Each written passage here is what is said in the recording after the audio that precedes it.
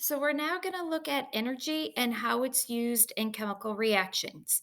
Remember that during a chemical reaction, your reactants are going to be used up and they're going to change into new products. For this occur, heat energy is going to be needed. So, heat is either going to be released or absorbed. If heat is being released, we call this an exothermic reaction.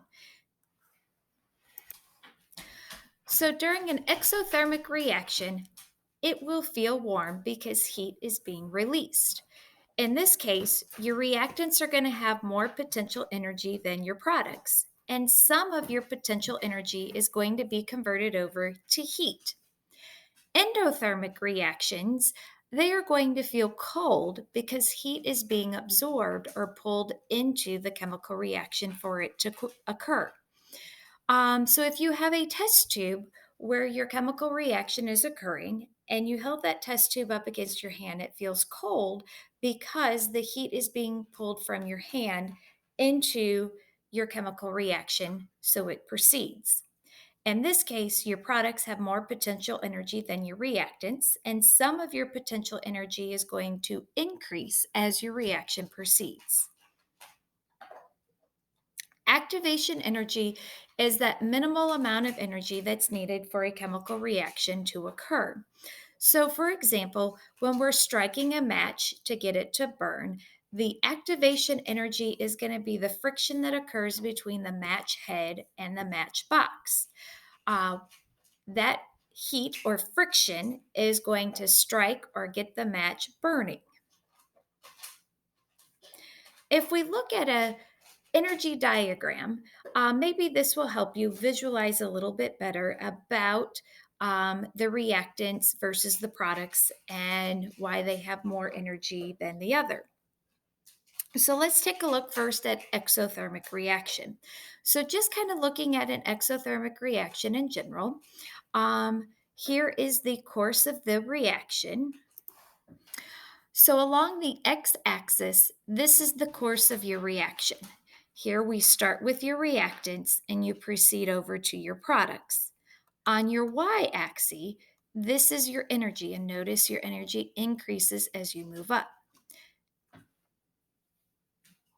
This is going to be your reaction pathway as we follow along this path here. Okay, so I labeled on the reaction pathway your reactants and your products. So this is going to be the amount of energy of your reactants. This is the amount of energy of your products. So notice that your reactants have way more energy than your products. As your reaction proceeds, you have this little hump that you have to get over. We call this the activation energy. So it actually, as your pathway occurs, it increases a little bit and then it drops down. So, this is the amount of energy that you're starting to lose, and now you've reached your products. So, this is why some of your potential energy is being released in the form of heat. Now, if we find the difference between your reactants and your products, this is going to show how much energy is being released during your chemical reaction. So, this is exothermic.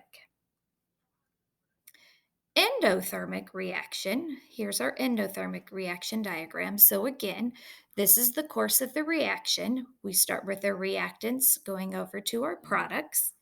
Again, we have our energy on our y-axis and it increases as you move up. So notice that this reaction pathway, your reactants have much lower energy than your products. Your products' energy is much greater.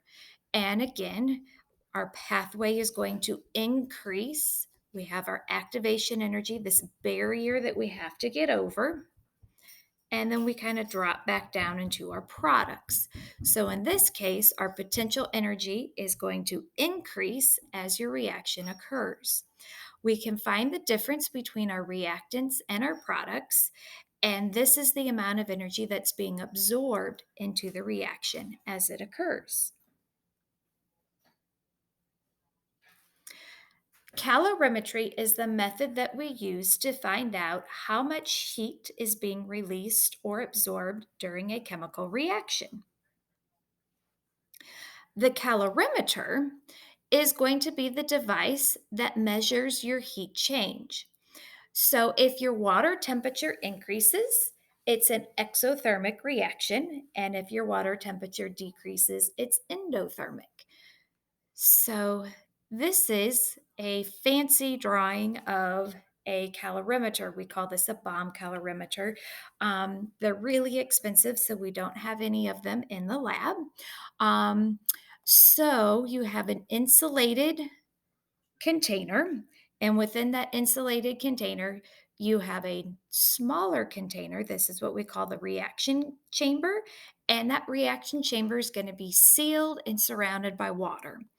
You have to have a battery or some sort of energy to get your reaction going. So, these are what's going to be used to figure out your calories, your food calories when they burn your food off. So, this is just an example of how you would use one. We'd have a stirring rod so the water would remain constant with the heat flow from your reaction chamber. And if the heat was releasing from your reaction chamber and going into the water, the thermometer would increase. If then that shows that it was exothermic reaction. If it was an endothermic reaction, the energy would be pulled from the water into the reaction chamber so it could continue, and you would see a decrease in your temperature. So that's why exothermic increases and endothermic decreases. The calorimeter that we will use in our lab is going to be a styrofoam cup.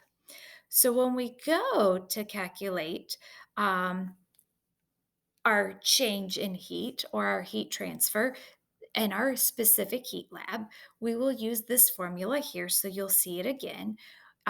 It's where the mass of the water in grams times the change in temperature of water measured in degrees Celsius. We'll take that times the specific heat of water, which is 1 calorie over grams times degrees Celsius. Specific heat is an intensive property. Like each substance has its own unique melting point, boiling point, density, freezing point. It also has its own specific heat. So, specific heat has all of these units in one. It's the amount of heat required to raise the temperature of water by 1 gram by 1 gram by 1 degree Celsius. So that's why you have calories. So this is how much energy is needed to change your temperature over 1 gram of water times degrees Celsius.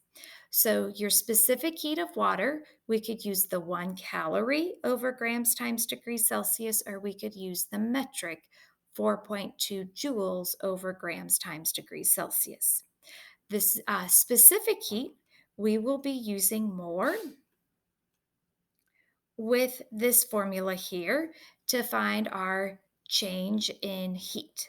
And we'll talk more about, I call these our specific heat problems later on. So I'm not going to spend a lot of time going over this, but I just want to touch upon again that we have 1 calorie. We abbreviate calorie big CAL.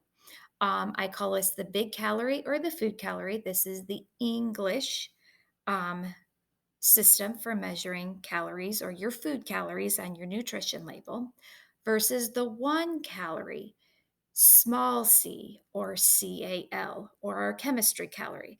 Our chemistry calorie is going to be our bridge or our between the English and the metric joules. Notice, and I say CAL for calorie, it's not C because in our formula, C stands for specific heat. So that's why what I wanted to point out here with this formula.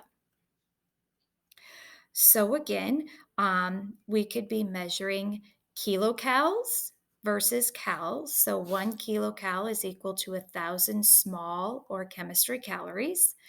We could be measuring kilojoules versus joules. So 1 kilojoule is equal to 1,000 joules.